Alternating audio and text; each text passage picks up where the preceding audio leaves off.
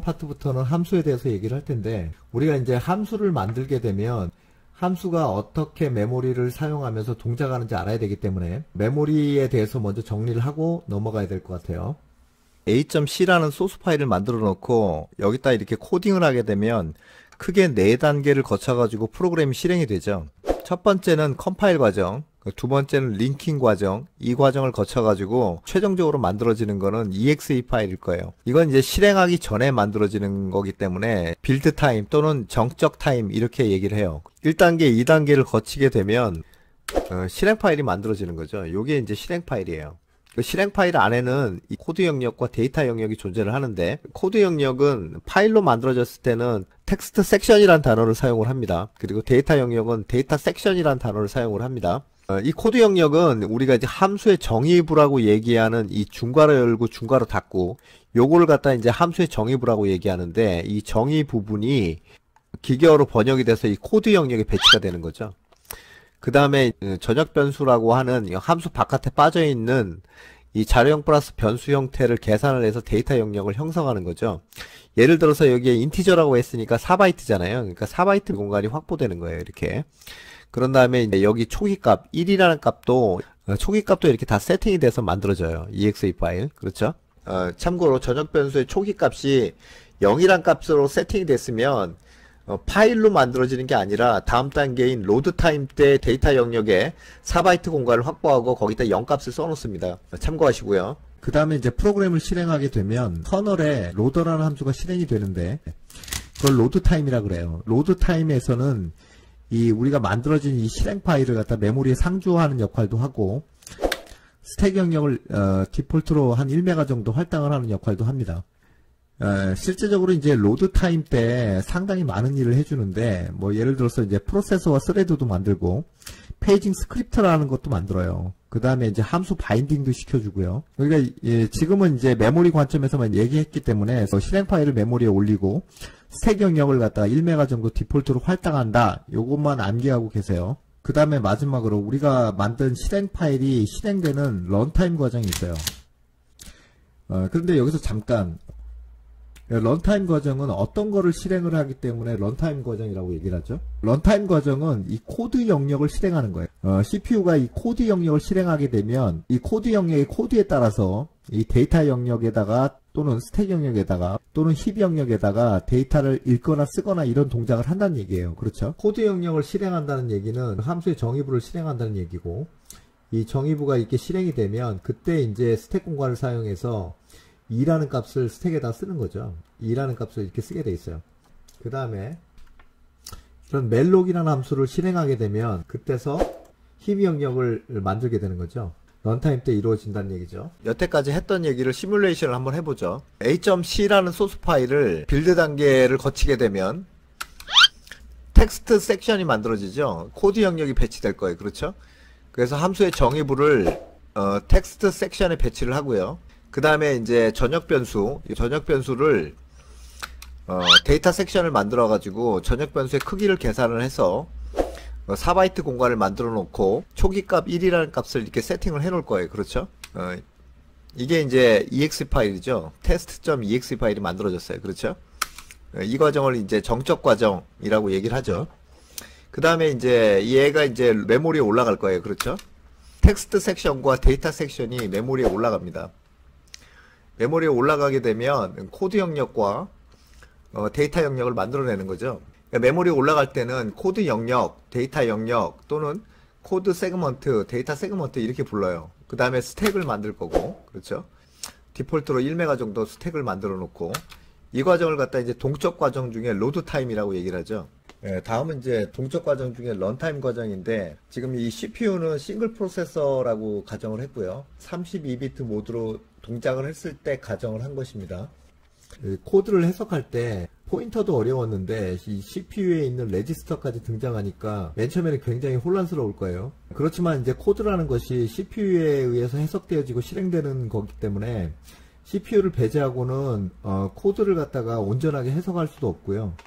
나중에 이제 어려운 개념들이 등장하기 시작해요. 뭐 컨텍스트 스위칭이라든지 가상 메모리 개념이라든지 IO 작업이라든지 더욱이 커널 코드가 실행되는 것도 이해할 수가 없고요. CPU에 있는 레지스터를 이해 못하면 굉장히 힘이 듭니다. 반드시 숙지를 하고 넘어가셔야 어려운 개념들을 얘기할 때 이해가 가요. 어찌됐든 지금 CPU에 있는 레지스터가 굉장히 많은데 그 중에서 이제 알아야 될 레지스터가 4개 정도가 있어요. 4개 정도가 있는데 이 E라는 거는 익스텐디드라는 걸 얘기하고 IP 레지스터, 어큐뮬레이터 레지스터, 스택 포인트 레지스터, 베이스 포인트 레지스터 이렇게 되겠어요. 그 인스트럭션 포인터 레지스터는 코드 영역에만 관계되는 레지스터고 이 스택 포인터하고 베이스 포인터 레지스터는 이 스택 영역에만 관계되는 레지스터예요. 코드 영역에는 명령어들이 다 위치하고 있는데 기계어 코드들이 위치하고 있는데 그 기계어 코드를 명령어들을 실행하기 위해서 그 위치를 가리키고 있는 레지스터가 IP 레지스터예요. 얘가 위치를 가리키고 있으면 위치에 가서 명령어를 가져오고 그걸 디코더에 의해서 해독을 하고 그 다음에 그 명령을 실행하게 돼 있어요. 이제 스택 포인트 레지스터, 베이스 포인트 레지스터는 이 스택 영역에 어떤 영역을 가리키는 데 써요. 우리가 시스템에서는 메모리 영역을 가르칠 때 2가지 방식을 쓴다라고 얘기를 했어요. 그렇죠? 첫 번째는 메모리의 첫 번째 위치와 옵셋 크기로 이 메모리 크기를 지정하는 방식이 하나가 있어요. 변수에다가 데이터를 쓰거나 읽을 때 이런 방식을 쓰는 거죠.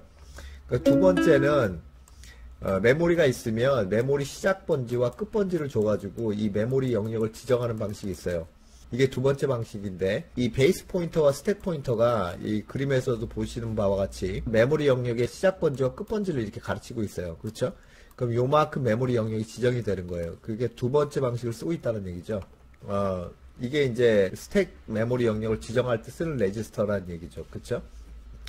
그 다음에 이제 어큐뮬레이터 레지스터라고 있는데 이 레지스터는 우리가 리턴 값을 갖다 저장하기 위해서 써요.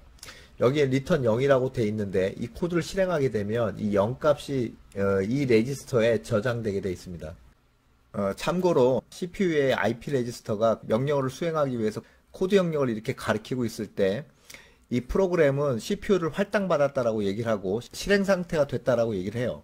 이제 이 함수의 프롤로그를 실행하게 되면 어떤 일이 발생을 하느냐, 시뮬레이션을 해본다면 얘를 실행하게 되면 이와 같이 이제 베이스 포인터하고 스택 포인터가 이렇게 이동을 해요. 그쵸? 그러니까 메모리 영역이 이렇게 지정이 됐죠. 메모리 영역이 지금 요만큼 지정이 됐어요. 요만큼. 이게 이제 4 플러스 알파. 그쵸? 4바이트는 여기 인티저 지역 변수의 크기만큼 얘기를 하는 거고 4라는 거는 그죠? 알파는 요 나머지 공간을 얘기하는 거예요. 그렇죠? 스택의 1메가 메모리 공간 중에 일부분을 이렇게 베이스 포인터와 스택 포인터가 지정을 해서 메인 함수가 사용할 수 있는 스코프를 만들어내는 거예요. 그렇죠? 메인 함수가 사용하는 스택 영역이에요. 요만큼 일부분을 사용하고 있죠. 그렇죠? 그 다음에 하는 일이 요 메모리 공간을 갖다가 이 CCC라는 어떤 쓰레기 값으로 다 초기화시켜 버려요. 우리가 이걸 쓰레기 값이라고 하죠. 쓰레기 값을 초기화하는 것도 이 함수의 프롤로그에서 일어나는 일이죠. 그 다음에 이제 이 코드를 실행할 거예요. B에다가 2를 집어넣어라. 그러니까 요 공간이 이제 B가 되는데 이 코드를 실행하게 되면 여기가 2 값이 들어가게 되는 거죠. 그 다음에 return 0이라는 코드를 수행하게 되면 이 0 값을 AX 레지스터에 딱 집어넣을 거예요. 이렇게. 그리고 이제 함수의 에필로그를 실행하게 되면 이와 같이 스택 포인터와 베이스 포인터가 원래 자리로 복귀를 해요. 그래서 메인 함수가 사용한 요만한 공간 영역을 반환하는 꼴이 되는 거죠. 이제 메모리와 함수 동작 과정에 대해서 서머리를 했으니까 함수에 대해서 이제 본격적으로 한번 얘기를 해보죠. 함수의 분류를 보게 되면 크게 사용자 정의 함수와 시스템 함수로 나눌 수가 있겠어요. 시스템 함수를 API 함수, 어플리케이션 프로그램 인터페이스 함수 또는 라이브러리 함수 이렇게 얘기를 합니다. 이 시스템 함수에 대해서는 다음 절에서 얘기를 할 거예요. 지금 이제 사용자 정의 함수를 어떻게 만들고 코드를 썼을 때 어떻게 동작을 하는가 그거에 대해서만 중점적으로 얘기를 할 거예요. 이 함수라는 거는 프로그램 기능을 단위별로 작성한 코드다 이렇게 돼 있는데 여기서 이제 중요한 게 기능을 단위별로 작성하라는 거예요. 예를 들어서 함수를 하나 만들었어요. 펑션이라는 함수를 하나 만들었는데 펑션이라는 함수에 기능을 2개를 집어넣어 버리면 이 함수를 호출해 가지고 이 기능을 수행하게 되는데 기능 2번이 필요치 않은데도 기능 1번과 기능 2번이 2개가 다 실행이 돼 버리는 거예요. 어떤 함수의 기능을 단위별로 작성을 해야 돼요. 그러니까 2가지 기능이 있다면 이런 거 하나를 빼내 가지고 함수 2개를 만드는 게 낫죠. 펑션 2번을 만들어 가지고 기능 2번을 집어넣고, 이렇게 되면 기능 1번이 필요할 때는 얘를 호출하면 되는 거고, 기능 2번이 필요할 때는 얘를 호출하면 되겠어요. 그렇죠? 이렇게 이제 프로그램 기능을 단위별로 작성을 해야 된다라는 얘기를 드렸고, 자, 그 다음에 함수의 형태를 보게 되면 어떤 형태를 가지고 있느냐, 어떤 입력값이 들어오게 되면 그 입력값을 가지고 이제 기능을 수행하게 돼 있죠. 그 입력값을 갖다가 파라미터라고 얘기해요. 또는 이제 매개 변수라고 얘기를 합니다. 그 다음에 이제 기능을 수행하게 되면 출력이 일어나게 되는 거죠. 예를 들어서 우리가 테레비 같은 것도 우리가 입력값을 갖다가 리모컨으로 입력값을 주게 되면 기능은 이제 테레비에 회로가 작동을 해서, 근데 출력값은 뭐예요? 출력값은 우리가 화면이 될 거예요. 이런 구조를 가지고 있다는 얘기예요. 그렇죠? 그 다음에 코드 영역을 만들어내는 주체가 된다. 이거는 아까 다 설명한 내용입니다. 그리고 아까 메인 함수의 정의부가 코드 영역에 배치된다라고 얘기를 했고, CPU에 의해 해석되어지고 실행되어진다라고 얘기를 했어요. 그렇죠? 이거는 다 설명이 된 내용이고, 근데 함수를 만드는 이유는 뭐냐면, 뭐 프로그램의 가독성이 좋아진다, 그 다음에 유지보수의 편리성을 제공한다, 이런 것들은 여러분들이 함수를 만들면서 느낄 거예요. 그래서 따로 설명할 필요가 없고, 가장 큰 이유는 중복 코드를 사용하지 않아도 된다. 이게 가장 큰 이유예요. 우리가 메인 함수가 있었죠. 메인 함수 안에다가 코드를 작성하게 되면 기능 1번을 이렇게 써놨다. 그래 놓고 쭉 코드를 하다가 기능 1번이 또 필요하면 또 써야 돼요. 이렇게. 그러니까 이거랑 중복이 되는 거죠. 그렇게 하지 않고 요 기능 1번을 갖다가 펑션이라는 함수를 만들어 가지고 기능 1번을 갖다 여기다 집어넣게 되고, 그렇죠? 여기서는 이렇게 중복 코드를 사용하지 않고 펑션이라는 함수를 호출만 하면 되겠다는 얘기예요. 프로그램 코드를 쭉 작성하다가 여기서 또 이 기능이 필요하게 되면 펑션이라는 함수를 또 호출하면 되겠죠. 그러니까 똑같은 기능을 갖다가 계속해서 코드를 작성하지 않아도 된다는 얘기예요. 그렇죠? 이게 가장 큰 이유가 되겠다. 자, 그러면 함수는 어떻게 만드느냐? 함수의 형태는 함수의 선언부와 함수의 정의부 이렇게 나눌 수 있어요. 함수의 정의부는 리턴 자료용을 먼저 쓰시고, 그 다음에 함수 호출 규약이라고 있는데 4가지 정도가 있어요. 4가지 정도가 있는데 C declaration이라는 함수 호출 규약이 있고요, std call이라는 규칙이 있고, fast call이라는 함수 호출 규약이 있고, discall 정도가 있는데, 이거는 이제 C++를 사용할 때 쓰는 규칙이기 때문에 요 3가지 정도만 아시면 되겠는데, 이 함수 호출 규약은 생략할 수 있다고 그랬는데 생략을 하게 되면 디폴트가 얘예요. C declaration이죠. 이 함수 호출 규약은 매개 인자 리스트를 어떻게 처리할 것인가에 대한 규칙인데 나중에 한번 정리를 해야 될 것 같아요. 그 다음에 함수 이름을 쓰시고 매개인자 리스트를 쓰시면 되는데, 함수 이름은 중복된 이름을 쓰시면 안 돼요. 매개인자 리스트는 자료형 플러스 변수 형태를 콤마로 분리해서 쓰시면 되는데, 예를 들어서 입력값이 몇 개냐, 예를 들어서 3개다 그러면 자료 형태를 어떻게 줄 거냐는 얘기예요. 만약에 1, 2 이런 값을 주게 되고 캐릭터 값을 이렇게 주게 되면 매개인자 리스트는 어떻게 써야 되죠? 일단 3개를 쓰셔야 돼요. 3개를 자료형 플러스 변수 형태로 써야 되니까 1과 2라는 것은 정수 형태로 입력값이 들어오게 되니까 매개인자 리스트는 뭐 인티저 A, 뭐 인티저 B 이렇게 쓰시면 되겠고, 이거 캐릭터 형태로 입력값을 받게 되면 뭐 캐릭터 C 뭐 이렇게 쓰시면 되겠어요. 이렇게 매개인자 리스트를 쓰시면 되겠어요. 그리고 이제 출력값이 있을 때는 리턴이란 키워드를 반드시 붙이셔야 됩니다. 그 다음에 이제 함수 중괄호 열고 중괄호 닫고, 리턴형이 보이드형이 아닌 경우에는 반드시 리턴이란 키워드를 붙여야 된다는 얘기예요. 만약에 이제 여기가 리턴형이 보이드형이 되면 리턴이란 키워드를 안 붙여도 되는데, 보이드형이라도 리턴하고 싶다면 그냥 리턴이라고 쓰시고요, 세미콜론으로 이렇게 쓰시면 되겠어요. 자, 함수의 선언부는 여기 있는 머리 부분을 딱 띄어다가 세미콜론만 이렇게 붙이시면 되겠어요. 예를 들어 add 함수를 정의를 했다면 입력값을 2개 받아들여서 얘를 더해서 result란 변수에 저장을 하고, 그 result 값을 리턴했기 때문에 이 리턴 값이 정수 형태죠. result 변수에 들어가 있는 자료 형태가 인티저이기 때문에 인티저라는 리턴형을 쓴 거예요. 그렇죠? 함수의 선언부는 이 머리를 띄어 가지고 이렇게 세미콜론만 붙이시면 되겠어요. 이와 같은 코드를 보시게 되면 지금 이제 swap이라는 함수를 정의를 했죠. 이렇게 정의를 하고 선언부는 이렇게 위에다 이렇게 썼어요. 그렇죠?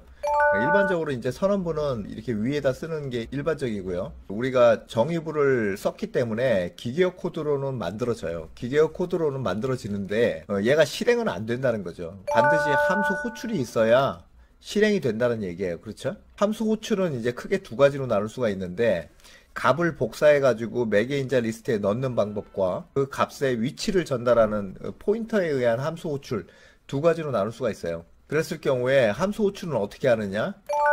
이렇게 합니다. 함수 이름을 적으시고요. 두 개의 값을 전달받기로 돼 있으니까 이 v1에 있는 값 1, v2에 있는 이 2란 값을 복사해 가지고 이 매개 인자 리스트의 변수 속에다 집어넣는 거죠. 이렇게 됐을 때 이제 b라는 변수 속에는 2라는 값이 들어가 있을 거고 a라는 변수 속에는 1이라는 값이 들어가 있을 거예요. 그렇죠? 이거를 전달받고 나서 이제 swap이라는 함수를 실행하게 되는데 함수의 프롤로그부터 순차적으로 이렇게 에필로그까지 다 실행을 한 다음에 호출했던 위치로 다시 복귀를 해서 나머지를 수행하게 되겠다. 이게 이제 값에 의한 호출이에요. call by value라고 얘기하죠. 이거에 대해서 잠깐 시뮬레이션을 해볼게요. 다음과 같은 그림을 보게 되면 이 코드 영역에 함수의 정의부가 올라온다 그랬으니까 메인 함수와 swap 함수의 정의부가 올라와 있어요. 그렇죠? 프로그램 시작점은 메인이니까 메인 함수부터 시작이 됐을 거예요. 그렇죠? 메인 함수의 프롤로그를 먼저 실행을 했을 거예요. 프롤로그를 먼저 실행하게 되면 베이스 포인터와 스택 포인터가 움직여가지고 1메가 스택 중에 일정 부분을 확보한다 그랬죠? 일정 부분을 확보하는데 그 크기는 이 안에 있는 자료형 플러스 변수 형태가 지금 v1이 4바이트고 v2도 4바이트죠. 그러니까 이 메인 함수가 사용하는 스코프는 8 플러스 알파가 될 거예요. 그렇죠? 그래서 여기 4바이트는 v1이란 공간이 되고 그 다음에 윗부분이 v2란 공간이 될 거예요. 스택에서 이제 자리를 확보하는 거는 변수가 이제 v1, v2 이렇게 써져 있으면 밑에서부터 v1, v2 이렇게 확보가 돼요. 이렇게 스코프가 확보가 됐다고 치면 이 v1이라는 메모리 공간과 v2라는 메모리 공간이 그림에서는 딱 붙어 있는데 이렇게 듬성듬성 떨어져 있어요. 여기는 이제 템프 공간이 되겠죠. 그런 다음에 이제 하는 일이 뭡니까? CCC로 다 쓰레기 값으로 다 초기화시키는 역할을 할 거예요. 그렇죠? 자, 그리고 나서 여기를 다 실행하고 나서 여기를 실행했을 거니까 V1이라는 공간이 여기니까 여기다 1을 집어넣었으니까 1이 이렇게 들어가는 거고 V2가 2를 집어넣었으니까 V2라는 공간에 2가 이렇게 들어간 모양이 되겠다는 얘기예요. 그렇죠? 그림은 이제 swap이라는 함수를 실행하는 순서가 됐다는 얘기예요. IP 레지스터가 여기를 가르치고 있죠. 그랬을 때 실제적으로 우리가 swap이라는 함수를 호출할 때 이렇게 쓰게 되어 있는데 한 줄을 썼는데 기계 코드는 이렇게 많아요. 사실 하나, 둘, 셋, 넷, 다섯, 6줄 정도 됩니다. 그렇죠? 줄수로 짜졌을 때는 이렇게 보게 되면 푸시 동작이 일어나게 되는데 인자를 집어넣는 순서가 이 왼쪽부터 오른쪽 순서로 전달하게 돼 있어요. V2에 있는 값이 먼저 푸시가 되고 이 값이 이렇게 들어온 거죠. V1 값이 푸시가 되겠어요. 그렇죠? 여기 V1에 있는 값을 푸시가 일어났어요. 이때 이제 매개 변수의 메모리 공간이 이쪽이 이제 B라는 공간이 되는 거고 이쪽이 A라는 공간이 되는 거예요. 그러면 여기 네 동작이 다 끝났어요. 이렇게 요만큼 끝났어요. 그 다음에 요거를 실행할 차례이에요. 요거를 여기 보면은 콜이라는 명령이 있죠. 콜. 이게 이제 함수를 호출할 때 쓰는 명령어예요. 이 콜이라는 동작은 다음에 실행할 번지 00411-743번지 여기 다음에 실행할 번지를 여기다 이렇게 집어넣는 역할을 하는 게 첫 번째고 그 다음에 이 swap이라는 함수를 호출하면서 4110F5번지 swap이라는 함수가 시작되는 함수의 첫 번째 위치 여기가 411F5번지인데 이거를 갖다가 IP 레지스터에다 이렇게 집어넣는 역할을 해요. 이 두 가지 동작을 해요. 그래서 시뮬레이션을 하게 되면 이렇게 증가가 되면서 여기 다음 번지 있잖아요. 이 다음 번지를 이렇게 가져와 가지고 여기다 푸시를 하고요. 그 다음에 여기 있는 번지를 IP 레지스터에 전달을 해요. 여기 있는 번지 이렇게 들어오게 되는 거죠. 그러면 이 IP 레지스터가 여기를 가리키게 돼 있어요. 다음 동작을 보게 되면 IP 레지스터가 여기를 가리키게 되는 거죠. 그렇죠? 그럼 여기 있는 명령을 가져오기 시작하는 거예요. 그렇죠? 함수의 프롤로그를 실행하게 되면 그렇죠? 이렇게 스왑이라는 함수가 사용할 수 있는 메모리 영역을 확보할 거예요. 얼마만큼 확보합니까? 이제 자료형 플러스 변수 형태가 인티저 하나가 있죠. 그러니까 4 플러스 알파만큼 자리를 확보할 거예요. 그래서 여기가 이제 템포 공간이 되는 거죠.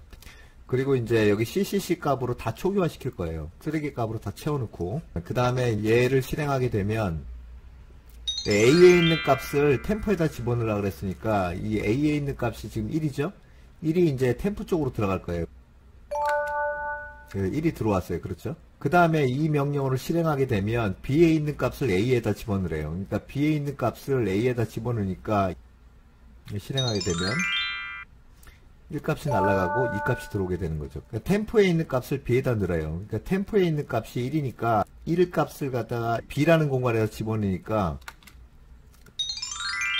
2가 날아가고 1값이 이렇게 들어오게 되겠죠.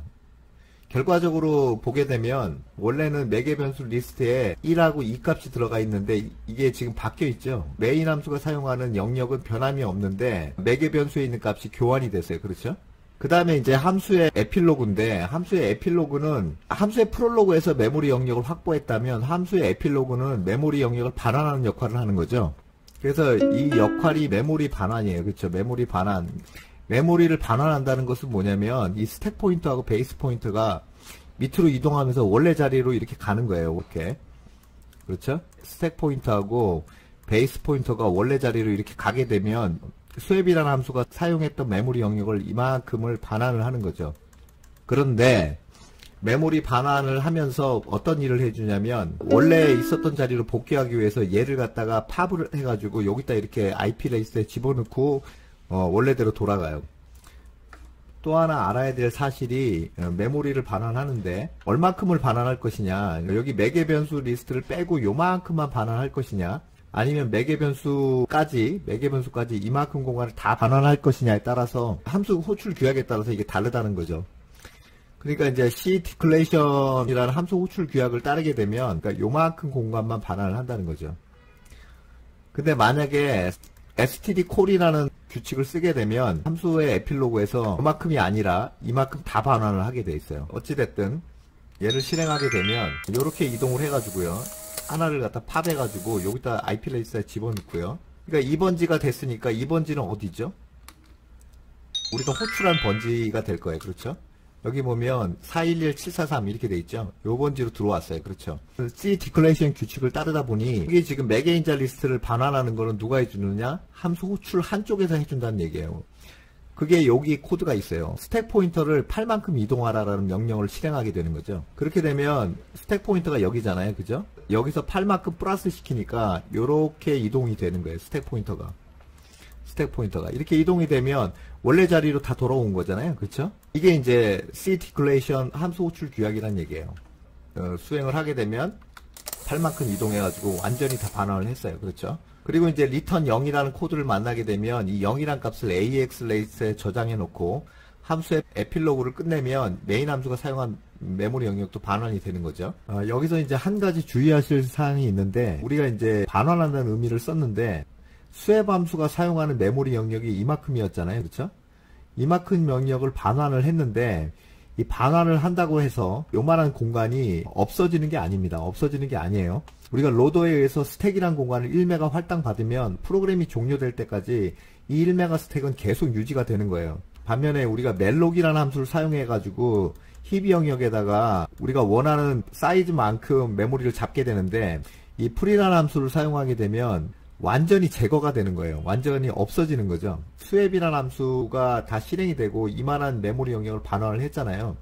그러면 펑션이라는 함수를 또 호출했다. 이 사이에 펑션이라는 함수를 또 호출했다. 그러면 이 메모리 영역을 또 쓰는 거예요. 또 쓰는 거다. 그러니까 완전히 의미가 틀리죠. 그래서 결론적으로 스택이라는 것은 로더에 의해서 1메가 공간이 할당이 되면 그걸로 끝이에요. 별도의 스택 공간을 만들지 않습니다. 문제를 하나 낼게요. 문제를 하나 내는데 지금 이와 같이 이제 그 메인 함수에서 F1이라는 함수를 호출했어요. 근데 F1은 F2를 호출하고 F2는 또 F3를 호출하고 이런 식으로 계속 호출이 일어났다면 어떤 현상이 일어날까요? 그러니까 이와 같이 이제 함수를 호출하게 되면 이 F1이라는 함수를 호출하게 되면 함수의 프롤로그를 실행하고 F2를 또 호출하고 함수의 프롤로그를 또 실행하고 F3를 호출하고 이런 식으로 쭉 될 거 아니에요. 그쵸? 그렇게 되면 스택이라는 공간이 1메가밖에 없어요. 그러면 메인 함수가 사용하는 영역을 이렇게 잡아놓고 또 F1이라는 함수가 사용할 영역을 이렇게 잡고 또 F2가 사용할 함수 영역을 이렇게 잡고 계속 메모리 반환을 하지 않고 계속 잡기만 할 거 아니에요. 그렇게 됐을 때 1메가 공간을 다 써버리면은 이건 에러가 떨어져요. 재귀 함수 쓸 때 되게 주의를 하셔야 돼요. 그 다음에 이제 또 한 가지는 이 F1이라는 함수에서 F2를 호출하지 않더라도 F1이라는 함수나 메인 함수에서 뭐 이런 식으로 이렇게 과도하게 스택을 잡아버리는 경우에요. 배열 같은 경우 뭐 1024 곱하기 1024 이렇게 되는 경우죠. 이렇게 되면 지금 이게 얼마입니까? 이게 1메가죠. 1메가. 그러면 스택을 갖다가 1메가 플러스 알파를 잡아야 될 텐데 지금 스택이 1메가밖에 없는데 1메가 플러스 알파를 어떻게 잡습니까? 이래도 이제 에러가 떨어진다는 얘기예요. 그러니까 스택을 갖다가 과도하게 이렇게 배열 형태로 이렇게 크게 잡으면 안 된다는 얘기예요. 주의를 하셔야 됩니다. 정리를 하게 되면 첫 번째 같은 경우는 이와 같이 이제 스택을 배열 형태로 이렇게 크게 잡지 않는다. 두 번째는 함수를 이렇게 이어서 이렇게 호출할 때 함수의 프롤로그만 실행하고 에필로그를 실행하지 않고 꼬리에 꼬리를 물고 계속 호출한다면 그때 이제 1메가 공간을 다 쓰게 되면 그때도 에러가 난다라는 사실을 꼭 명심하셨으면 좋겠습니다. 다음은 주소에 의한 함수 호출인데 값을 전달한 게 아니라 그 변수가 시작되는 위치를 전달했다는 얘기죠. 함수 호출 순서는 똑같아요. 마찬가지로 이렇게 전달이 되고 B하고 A라는 변수에 주소가 들어오게 되고 그 다음에 여기를 실행하고 다시 복귀해가지고 나머지를 실행한다. 똑같아요. 이걸 갖다 시뮬레이션을 해서 보게 되면 시뮬레이션을 보게 되면 이 스왑이라는 함수를 호출할 때 아까는 v1, v2 값을 전달했는데 지금은 v2의 첫 번째 위치, v1 변수의 첫 번째 위치 이렇게 전달하고 있어요. 그렇죠? 그랬을 경우에 여기 메모리 공간이 v1이라는 공간이 됐는데 여기에 첫 번째 주소를 이렇게 가정을 했어요. v2의 첫 번째 주소를 이렇게 가정을 했어요. 스택에다가 푸시하는 순서는 왼쪽부터 오른쪽 순서로 일어나는 건 똑같습니다. 자, 그랬을 때 지금 v2의 첫 번째 위치를 먼저 푸시하겠죠. 아까 같은 경우는 값에 의한 복사 같은 경우는 이 값을 갖다가 이 AX 레지스터에다 저장을 한 다음에 얘를 이렇게 푸시를 한 거고 지금 같은 경우는 이 주소를 갖다가 이 AX 레지스터에 저장을 한 다음에 얘를 푸시하는 거예요. 그렇죠? 그랬을 때 스택 포인터가 하나 증가되면서 F4, F2, 18번지를 이렇게 메모리에 푸시할 거예요. V1 번지를 이렇게 푸시하게 되겠어요. 이때 이제 여기 메모리 공간이 B가 되고 여기 메모리 공간이 A가 되는 거죠. 코드로 따져볼 때는 요 B가 여기가 해당되는 거고 요 A가 여기에 해당되는 거죠. 그 다음 순서는 똑같아요. 스택 포인터가 하나 증가되고 다음 번지를 가져와서 푸시를 할 거예요. 그 다음에 스왑이라는 함수가 시작되는 위치가 여기인데 여기 위치를 갖다가 IP 레지스터에 저장을 할 거예요. 그렇죠? 이렇게 저장을 해서 이 스왑 함수가 시작된 명령 코드를 가져오게 되겠죠. 그래서 이거를 실행을 하니까 스왑 함수가 사용할 수 있는 메모리 공간을 확보하겠죠. 베이스 포인터와 스택 포인터가 이동하고 메모리 공간이 이렇게 확보됐어요. 자, 여기서부터 여기 코드를 수행하게 되는데 A의 역참조가 붙었어요. 그렇죠? 그러면 우리가 포인터 다룰 때 항상 얘기했지만 이 A란 변수에 뭐가 들어와 있나 보라 그랬죠? 그 A란 변수에 뭐가 들어와 있습니까? F4, F2, 24번지가 들어왔어요. 그렇죠? 그러니까 이렇게 들어와 있죠? 그러면 그 번지로 가라 그랬어요. 그렇죠? 어디입니까? 여기 위치죠. 여기. 그 다음에 따져야 될 게 뭐라 그랬습니까? A가 갖고 있는 자료용을 따진다 그랬어요. 인티저 포인터죠? A가 인티저 포인터로 선언됐기 때문에 인티저 포인터예요. 그렇죠? 얘를 역참조하게 되니까 자료용을 역참조한다. 자료용을 역참조하게 되니까 인티저 크기만큼 메모리 공간이 지정이 될 거예요. 그렇죠? 요 공간이에요. 그렇죠? 그러니까 V1 공간이랑 똑같은 거예요. 그렇죠? V1에 있는 값을 끄집어내 가지고 템프 공간에 넣으니까 템프에 1이 들어갈 거예요. 실행을 하게 되면 이렇게 1이 들어왔어요. B에 역참조가 붙었어요. 마찬가지. B 안에 있는 변수에 뭐가 있는지 보는 거죠. B 안에 있는 변수 속에 F4, F2, 18번지가 있어요. F4, F2, 18번지가 있어요. 그럼 그 번지로 가서 여기 번지가 되겠죠. 여기 번지. 그 다음에 이 크기를 정할 때는 어떻게 됩니까? B의 자료용을 판단한다. B가 갖고 있는 자료용이 인티저 포인터예요. 그렇죠? 인티저 포인터니까 자료용을 역참조해서 크기를 결정한다. 그렇죠? 인티저 크기만큼. 그렇죠? 요 4바이트 공간 요만큼이 될 거예요. V2 변수 메모리 공간이랑 똑같아요. 그렇죠? V2에 있는 값을 V1에다 집어넣는 거랑 똑같죠? 자, 그럼 실행하게 되면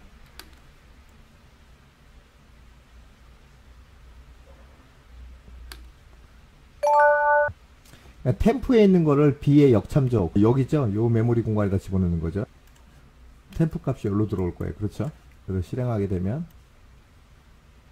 이렇게 들어왔어요. 아까 같은 경우는 이 매개인자 리스트에 있는 값이 변했는데 지금 같은 경우는 메인 함수에서 확보된 메모리 영역의 V1, V2의 값이 원래는 2, 1 이렇게 돼 있는데 1, 2로 바뀌었어요. 그렇죠? 그러니까 이 swap이라는 함수를 수행함으로써 여기에 있는 메모리 공간에 있는 자료 값을 갖다 변경을 했다는 얘기예요. 그렇죠? 나머지는 똑같습니다. 나머지는 다시 복귀해서 스택 포인터하고 베이스 포인터가 이동을 해서 얘를 팝해가지고 IP 레지스터에 집어넣고, 그쵸? 원래 본질을 복귀를 한 다음에 나머지 요 코드를 실행해서 스택을 정리할 거예요. 그쵸? 스택을 정리했어요. 그 다음에 return 0을 만나면 다시 AX 레지스터에 0 값을 집어넣고 메인 함수의 에필로그가 끝나면 여기도 이제 복귀가 될 거예요. 별로 어렵지 않죠? 그런데 만약에 이 swap이라는 함수가 return 값이 있다라고 가정을 하면, 예를 들어서 뭐 코드에 return이란 키워드가 붙여지고 temp라는 값을 갖다 return을 했다. 그러면 temp가 int형이니까 자료용이 인티저 return한다고 이렇게 써야 되겠죠? 얘를 수행을 할 때 return이란 키워드를 만나서 이 temp라는 값을 어디다 집어넣는 거예요? AX 레지스터 이렇게 딱 집어넣는 거예요. 그리고 이제 복귀를 하게 되는 거죠. 그랬을 경우에 이 AX 레지스터에 있는 1값을 갖다 받으려면 어떻게 되느냐? 변수를 하나 선언하고 이 C에다가 이꼴 연산자를 붙여가지고 이렇게 받으면 되겠다는 얘기예요. 그쵸? 이런 식으로 이제 리턴 값을 받으면 돼요. 마지막으로 포인터에 의한 함수 호출의 예제를 갖다 이렇게 코드를 하시고 커서를 이렇게 위치하시고 F9번으로 브레이크 포인터를 걸고 F5를 눌러서 디버그 모드로 들어오세요. 변수를 V1, V2가 있으니까 V1 변수를 이렇게 쓰시고요. 조사식에다가 V1의 첫 번째 위치, V2 변수를 쓰시고 V2의 첫 번째 위치 이렇게 기입을 하세요. 그리고 이제 브레이크 포인터가 이렇게 걸렸다는 얘기는 뭐냐면 이렇게 이 레지스터를 끄집어내시면 이 레지스터에 보시면 IP 레지스터가 있는데 그 IP 레지스터가 411732 번지를 가리키고 있어요. 이 실행하는 번지가 411732 번지예요. 그래서 이거를 갖다 코드 영역을 보시려면 디스어셈블리 이동을 하게 되면 여기 있죠? 411732 번지 여기를 가리키고 있죠? 그쵸?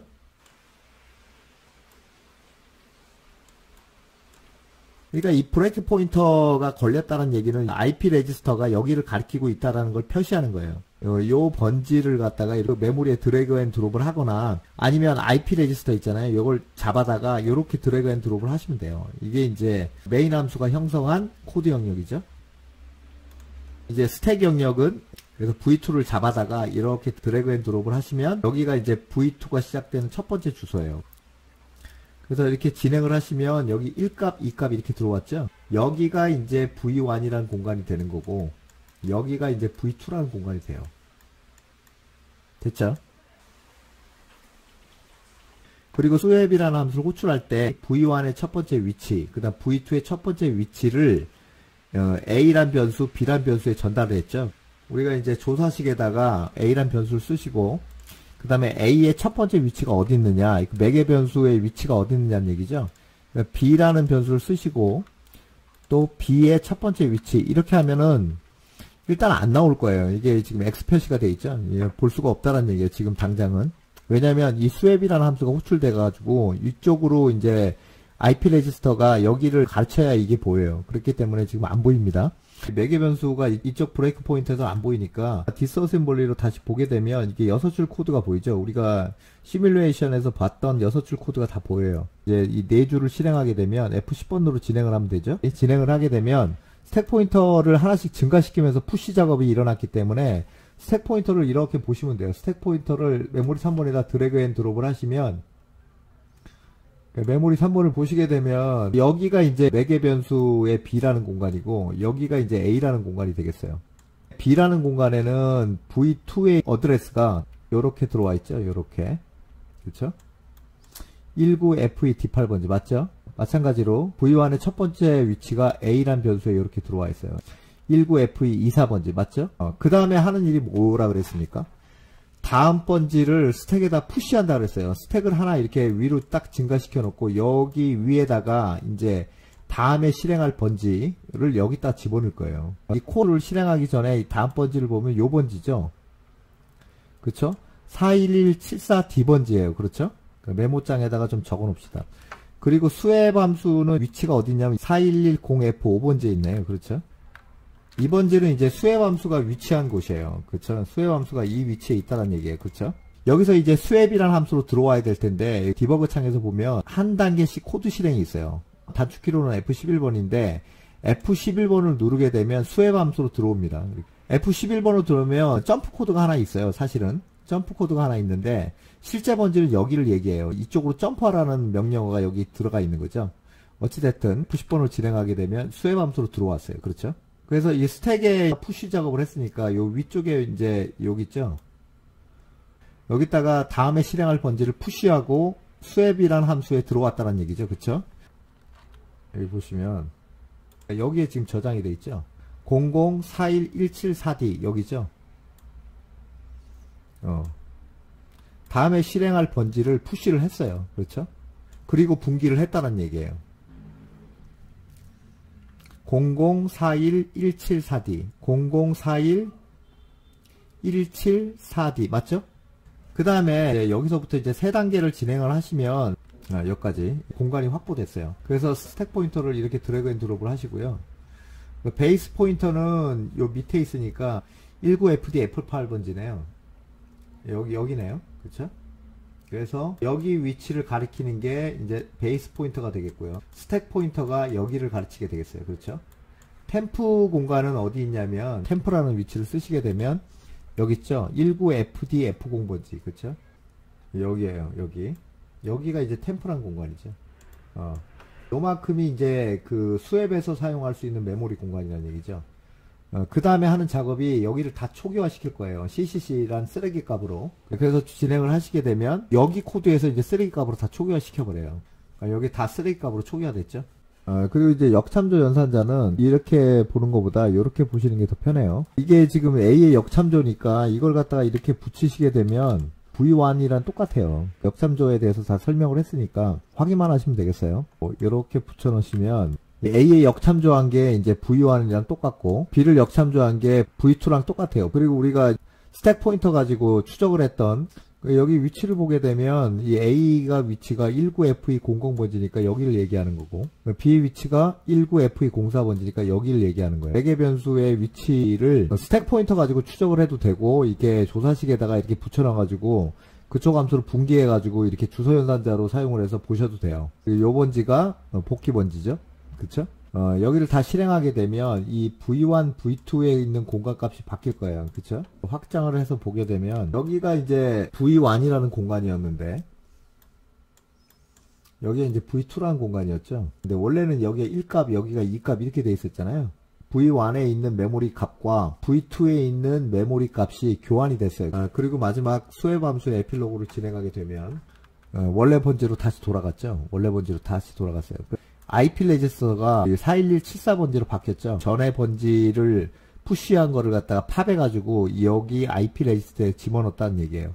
그리고 복귀가 일어났다는 얘기죠. 그리고 리턴 0을 만나게 되면 AX 레지스터에다가 이렇게 이 0값을 갖다가 AX 레지스터에다 이렇게 저장을 한다는 얘기예요. 여기 AX 레지스터 있죠?